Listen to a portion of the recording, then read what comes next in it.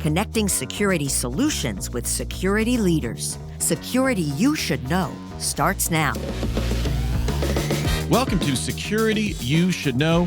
Today, we are talking about Permiso security and what they're doing in identity threat detection and response. The problem they're addressing is compromised credentials. And helping us get answers to these questions are Eduardo Ortiz Romeo, VP and Global Head of Cybersecurity at Tektronix Industries, and Trina Ford, CISO at iHeartMedia. So, Eduardo, let's get started with you. Why are compromised credentials still a problem? I think based on misconfigurations from our admins and our IT counterparts, and also vulnerabilities, not the vulnerabilities that are based on your vulnerability management program, but also more on the identity side. Even in the last 2024 Verizon DBI report, 68% of the breaches involve a non-malicious human element, right? 31% of those were stolen credentials. At least that was on the manufacturing side, but I think the global numbers are 1 or 2% off. So it's still a big number for an industry, for something that people consider very basic, but finally it's getting more attention with the ITDR, another acronym of our industry. It's still a problem. All right, well, Trina, I'm going to turn this question to you. For you, why are compromised credentials still a problem? I also agree with Eduardo, and I would say in addition to that, I think it has a lot to do with the fact that because most companies are more hybrid IAM infrastructure and they're multi-cloud, so it makes kind of the visibility into behaviors a little bit more difficult to identify rogue or anomalies or what have you. You have federated identities. You also have different business units that are always involved. They have their own instances, they have their own environments. And as such, there becomes a challenge into really managing and controlling identities. And therefore, when let's say the bad guys get in, they've come up with more sophisticated tactics. And we have to be able to basically have visibility in order to be able to protect our environments.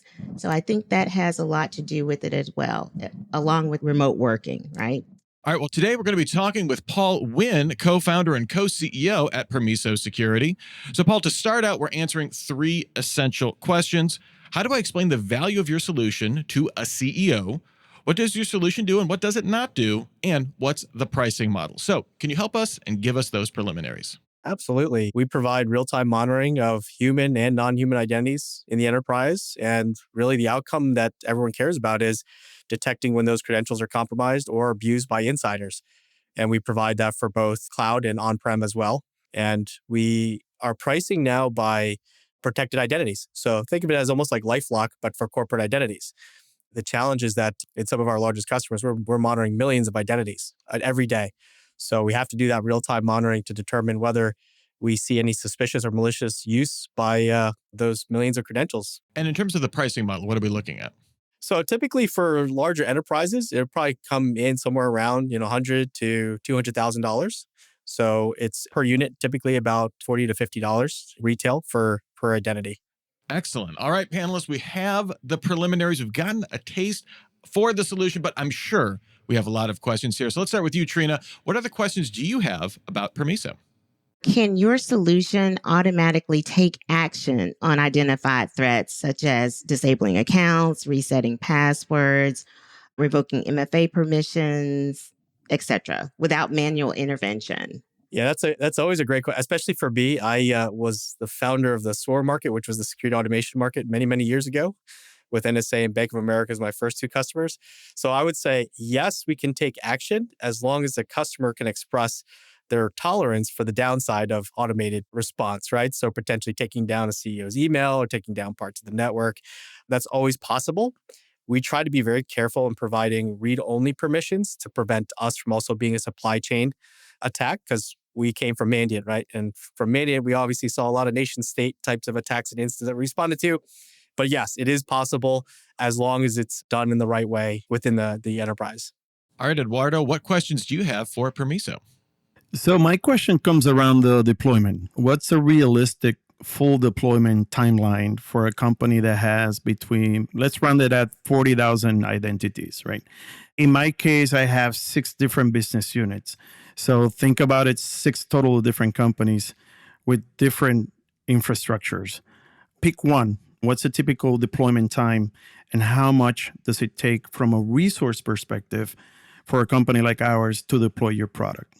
I will tell you, I sold my last company to FireEye and I ran the product business for Kevin Mandia. And one of the things that I did not like about that business was hardware, software, and we're a completely SaaS application agentless.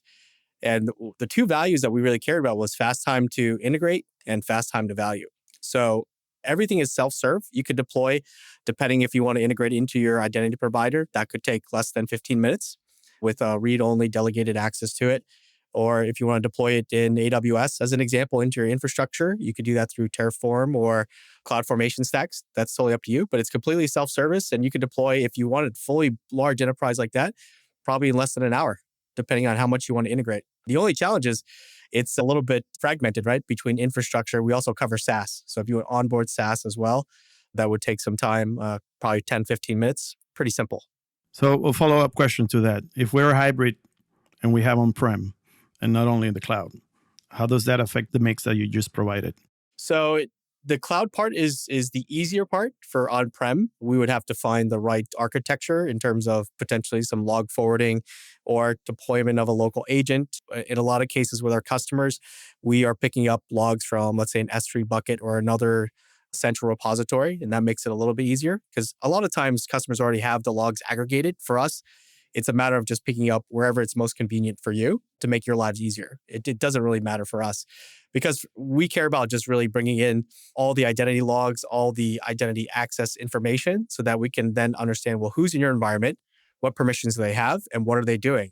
And for us, in an IR scenario, we can go back. If you have logs back for 3 years, we can bring them all in and we can reconstruct every user and every user session going back as far as you have logs. So it's pretty simple. Okay. Thank you. Good stuff. So since Eduardo stole my question, I'll ask, what type of authentication protocols and standards does your product support? So we obviously, as an identity security product, want to make sure that we're enforcing strong authentication. So we enforce obviously multi-factor wherever we can, depending on the integration, because it does vary by APIs. In most cases, it's either through delegated access, so like a delegated role that's read-only within the application itself, or like an OAuth token for like SaaS applications. We try to make those obviously not long-lived tokens because we obviously don't want to be able to have abuse on our side either. And we want to make sure that we're paring down permissions in terms of least privilege when we're integrating to an environment. So we support all the major protocols. We provide SCIM integration for SSO as well into our application. So you can SSO into the application like you would through Okta or Ping or Entra. Nice. A quick follow-up, that SAML as well? Yes, absolutely. Okay, perfect. And how does your product handle federated identities and cross-domain authentication? So that's actually the power of the platform. Let me give you a quick story because we've worked some really large cases across a group called Scattered Spider. If you remember Caesar's MGM, Mm-hmm. those are actually proliferated because I was on the offensive side. Adversaries are lazy. So it makes sense to go after a federated identity, right? Because you're now going to have access to all the applications through SSO or SAML. And the way we think about that is we need to be able to follow a credential from where it originated to wherever it goes. So let's say, for example, I start with Okta and then I go into 365, then I go into Jira, then I go into Confluence, and I go into AWS. We package all the events from all of those different buckets and those different, I'll say, authentication boundaries and construct it into what we call a user session. And that user session is what we use then to provide visibility in terms of whether we believe it's a malicious session or not. So that's a part of like follow the credential, reconstruct the sessions.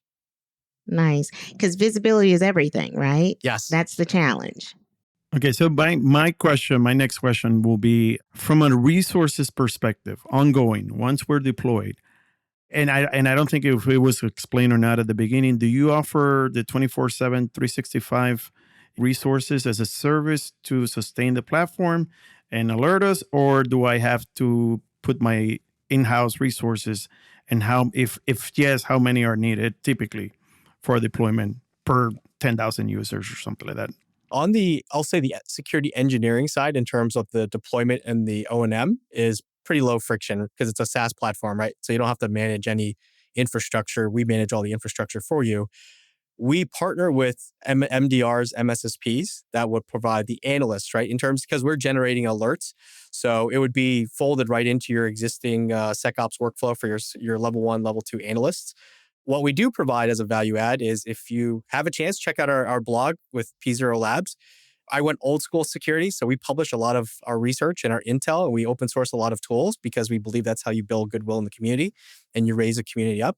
But our P0 Labs team also does ad hoc hunting. So we also look for any weaker signals that we believe could be suspicious.